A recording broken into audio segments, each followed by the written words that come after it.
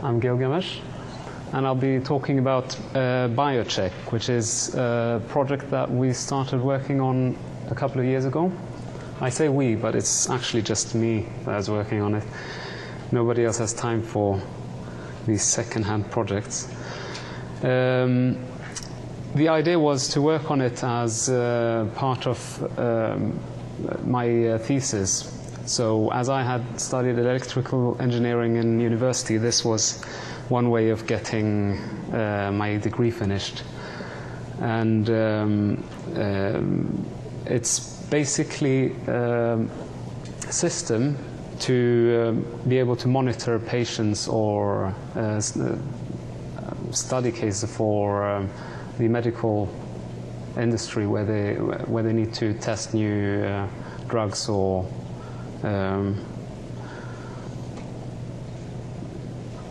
I can't remember what I was going to say. I don't understand why I'm so nervous though. It's not that many of you here. Okay, let's just move on and see where we get.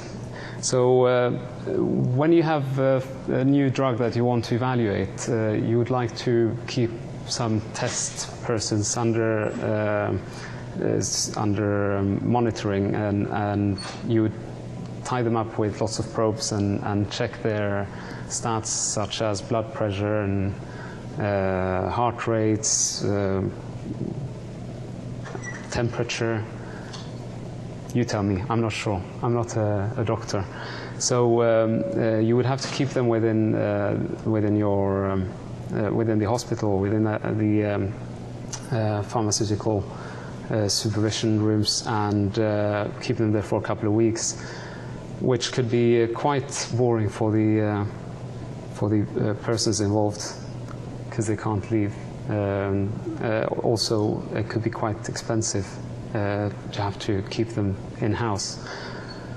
Another area where you could use this would be at-risk patients, old people, or people that have had heart failures before, and you want to keep control, to keep an eye on them. And if you try to do this with a remote monitoring tool, you could put some equipment in their house, and just, if they're bedridden, you just put all the equipment in the house, wire them up, and you've got a solution. This does exist today already, but it's quite big equipment, and it's forcing the patient to stay at home. So if you're not bedridden, you want to go and go to work or move about, have a walk, you won't be able to do that. So what we came up with was a way of sampling data using a smartphone or a PDA, and a number of sensors that communicate with the smartphone and pass all the data to that one, which then in turn is sending it via Wi-Fi or GPRS, just the normal mobile network, to a central server. So the doctor or the pharmaceutical people could monitor the patients without them being present. I've put on my smartphone because I actually found a picture of it that was quite pretty. I've looked at different sensors that are out in the market now and tried to find a way to easily pick up the data that they provide and pull it into the smartphone. The easiest way that I found was using Bluetooth, because this is quite a well-tried protocol, and it's small enough to fit the purpose. There are quite a few different types of sensors out there.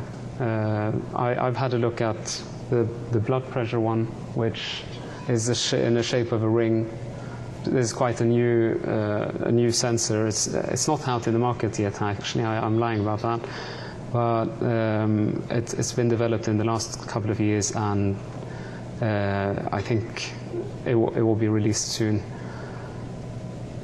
The glucose levels sensor is, again, quite small, and you don't need to change it more than, I think it's a patch that you remove and change every day or every couple of days. But again, you don't need to go into the hospital or anything to keep it going. Let's see. So there's a couple of ways to download data from a sensor. And the Bluetooth protocol, well, there's lots of profiles depending on what you want to use the Bluetooth for. Headsets are quite common, so there's a specific profile for headsets, and serial data link, just a normal serial protocol. And there's an FTP protocol to transfer files. You could either use it in the traditional FTP sense, where you send commands to retrieve a directory listing or put files or get files from a device, or you could use an object push, direct push technology, where you push a business card at someone's phone or device. So when I developed my sample or prototype sensor, I tried both of these data transmission types, and they've got pros and cons, as you can see. Serial data link would allow you to stream data continuously, because you establish a link with the sensor and it just writes to the serial link and you just collect it as you get it. The problem with that is that you need to keep the Bluetooth link active, which could be quite demanding, power demanding, and you run out of your batteries quickly, both on the sensor and the smartphone. The FTP solution is obviously the opposite of that. It's using less power because you only need to use the Bluetooth when you actually request a file. The PDA can request to pull a file from the sensors when necessary, so the only thing the sensors themselves need to do is log everything to a local file system and sit and wait for a request to connect, and just return the file when requested.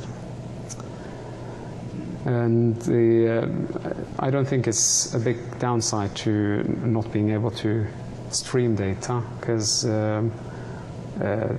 just to save power, you don't really want to keep a live link from the sensors to the phone and then onto the central service, as you would have to keep both the Bluetooth connection live and the wireless connection to the central server. All of those very power demanding. So let's see.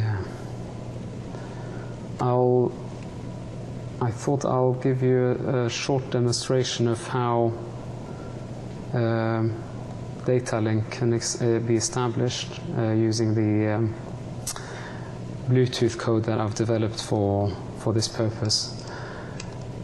I guess before I start, I could add that I've had a look at different ways of accessing the Bluetooth protocol, and there are a lot of solutions out there already, third-party solutions to use via .NET or regular DLLs.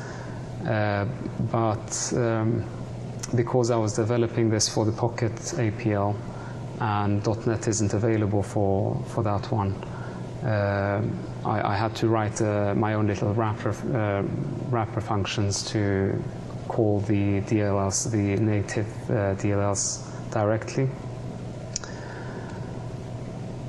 So rather than doing it on the PDA, I'll do it on the laptop, because it might be difficult for you to see what's on my phone. I don't have any tools to link it up to the projector, so we'll do it this way if you don't mind. I've written a little class to help me do this, so it's if anybody has used Conga, which is the TCP tool developed by Dyalog, I've tried to mimic it as closely as possible to keep you from getting confused when switching from Conga to Bluetooth communication. But obviously with Bluetooth you've got a slightly different way of working, because you might not know what devices you're going to talk to, and you want to be able to scan for available devices in your neighborhood. So we've got a few methods to find devices and see what services they offer. So I'm just calling it a couple of times to give it more a bigger chance of finding devices here in the area, which if anybody of you has Bluetooth active, it will pick up. So the top two ones are mine, Gil, Athoraya and Como, and the other ones, well, Paul, hello, Hello. Morris.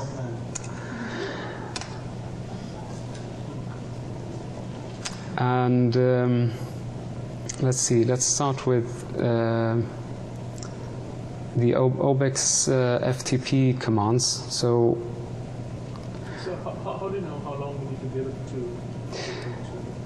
It's got a standard timeout of, I think it's 10 seconds, 15 seconds, something like that. And it's hard-coded in the wrapper DLL just to keep it simpler, basically. So if you're waiting for a specific device, you'll have to repeatedly call. But the discover devices method is developed mainly to discover new devices that you're not aware of. If you know of a specific device, you don't need to search that, because you could use the address directly. So this is the equivalent of an IP address for a normal computer. So to be able to request directory listings and send and receive files from devices, you need to pair a Bluetooth device.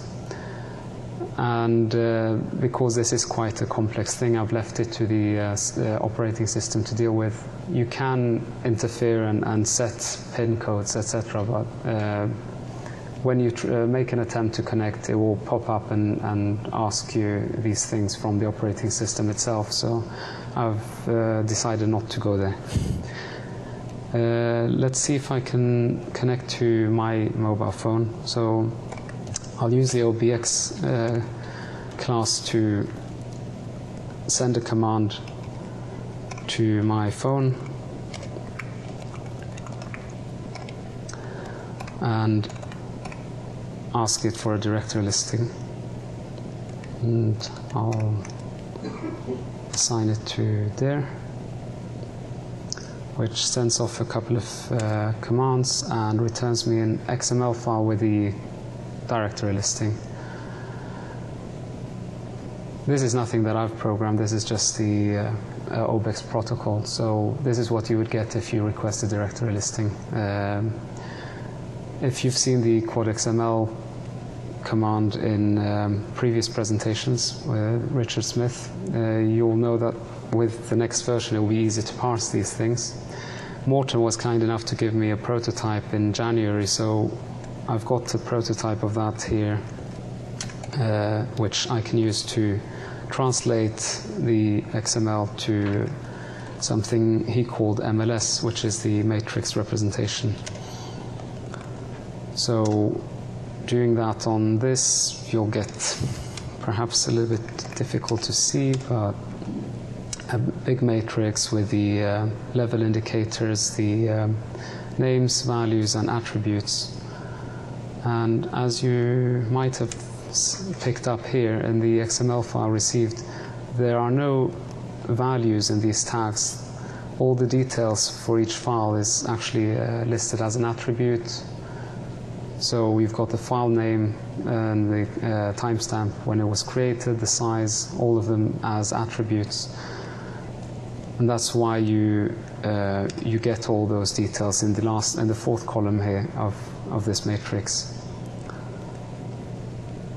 So let's see. I think I've got a little test function to do this same thing.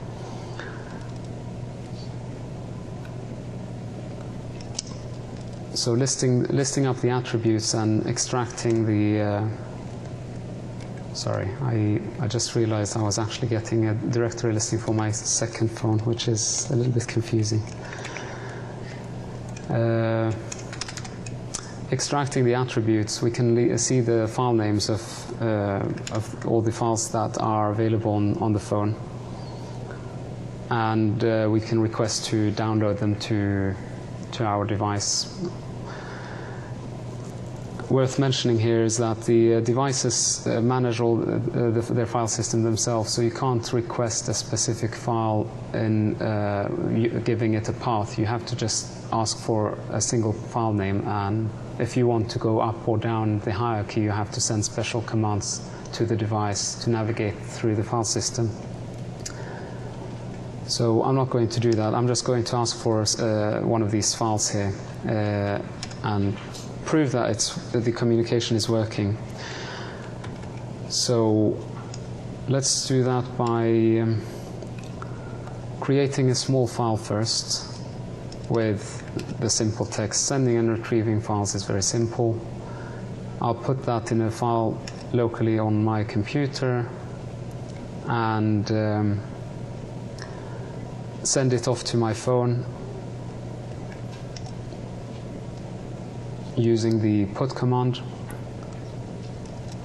and in the end I want to read back the context of that file, and we end up with the same text there. So just a simple example of writing and reading from a device. Let's see if I can stream some data from this. I've written a simple server application for the mobile, for the smartphone, to repeatedly to wait for connections, incoming connections on the serial port profile.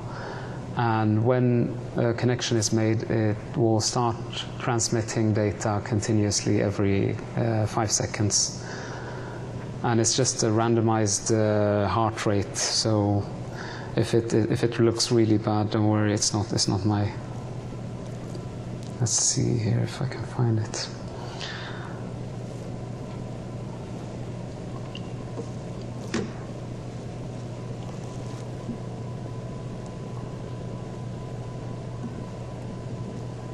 Okay, so I'm just running the test function here on my mobile phone, and see if we can connect to that. So using the Blue Conga tools again, I'll try to connect to my phone, and this function will return a client socket number that I can use to query. So Blue Conga receive, I give it the socket number that I want to listen to, and it crashes because I didn't try this before I came here. I'm not sure.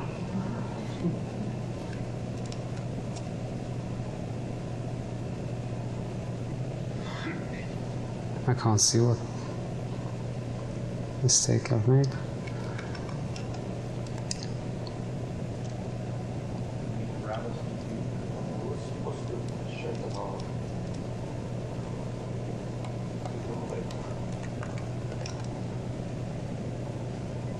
It's a scalar. Oh, that's perhaps why. Yeah.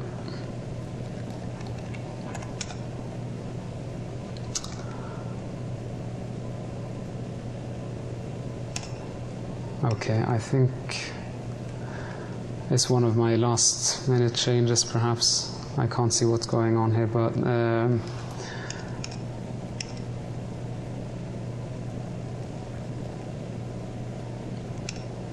yeah, I'm sorry about this. It's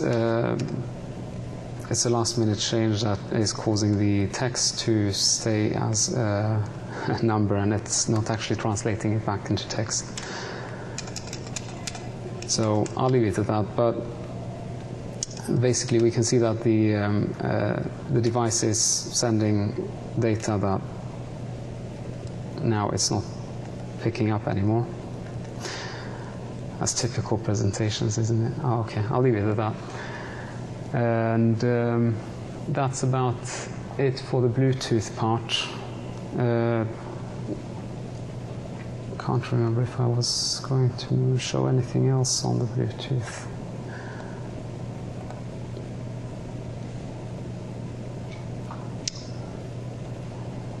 Okay.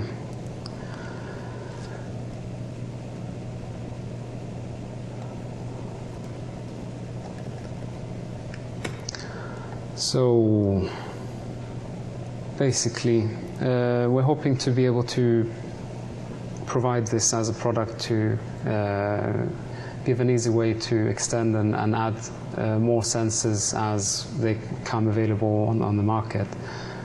The idea of using a smartphone, I don't think there's any phones out there that don't have GPS and Bluetooth and wireless connections with enough data transmission on the GPRS contracts. So I think with any device today you'll be able to just install this monitoring software and communicate with sensors to collect data. And I think that's about it. I can't think of anything else to mention. If anybody has any questions. So the device is sitting on the person, and the sensors are feeding information into it. You buffer that information up for a while, you create a file, and then transmit that file? Well, it depends on the sensors themselves. Some sensors have file systems built in, so they can log the data and will only send it to you when you request it. And this is where I would use the OBEX FTP to request a file. Just one transmission every now and then? Yeah, but you've got two steps where you can select how high frequency you want to have on this, because there's both the sensor smartphone step and then the smartphone to the server. So what you have to bear in mind is obviously the battery, because you don't want to use it too much. Diane? Bluetooth DLL, is that something that was that available? I developed the wrapper functions for it, so I can publish it on the wiki for you to use. But I would recommend, I would recommend it only to use this on the Pocket APL at the moment, because there are several different Bluetooth stacks out there, and this would only work with computers that use a Windows Windows Bluetooth stack. So they are not the biggest on the market now. I think almost any Bluetooth device that you buy for a laptop would have a different stack. So get a .NET version of it if you want to use Bluetooth for your laptop.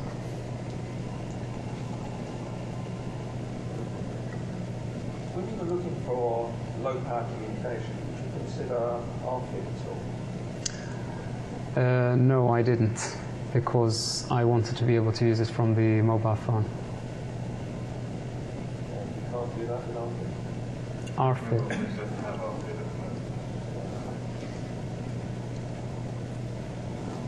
Anything else? Anyone else? What's the smartphone? This specific one? It's HTC, I think they're called. The model number is SPV. But it's just this standard smartphone with Windows Mobile.